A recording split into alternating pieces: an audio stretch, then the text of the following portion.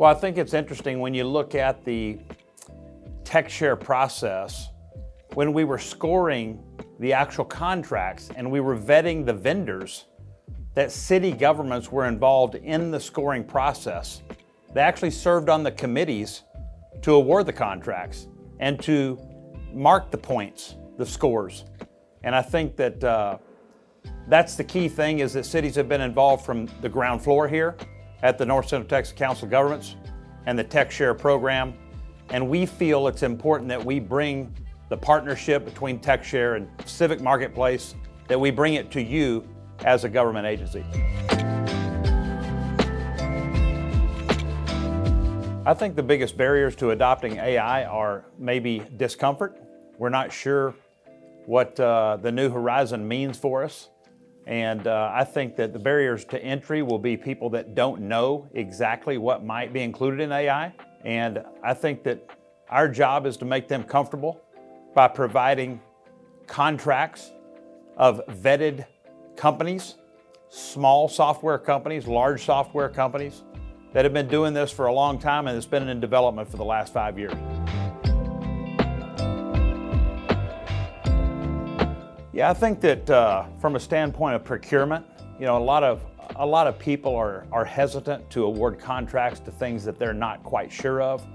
I think the fact that the TXShare program has gone out there for a period of 6 months, from November of 24 to May of 25, we've vetted over 103 contracts, of which about 77 of them were awarded for 2 or 3 different types of artificial intelligence. It could be artificial intelligence consultancy contracts, or it could be artificial intelligence solutions contracts.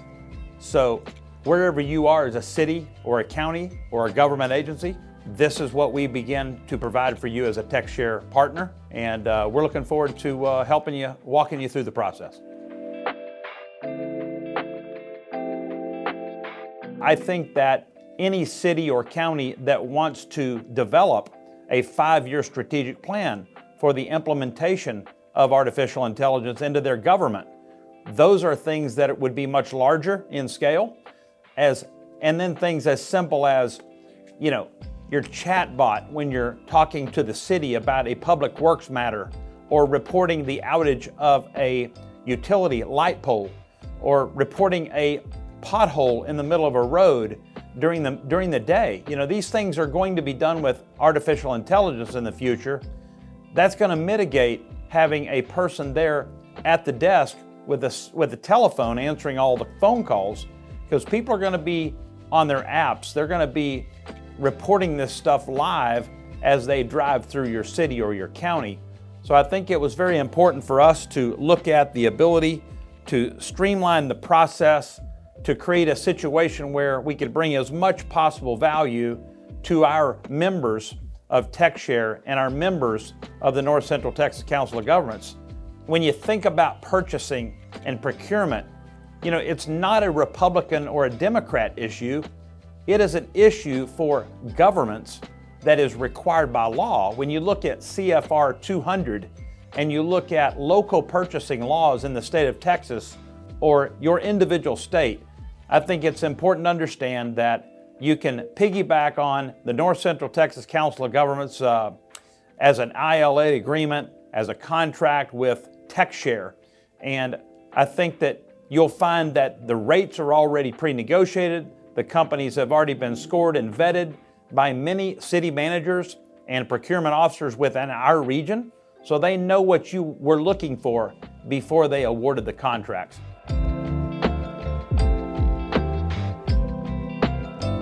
We've all heard the term "a brave new world."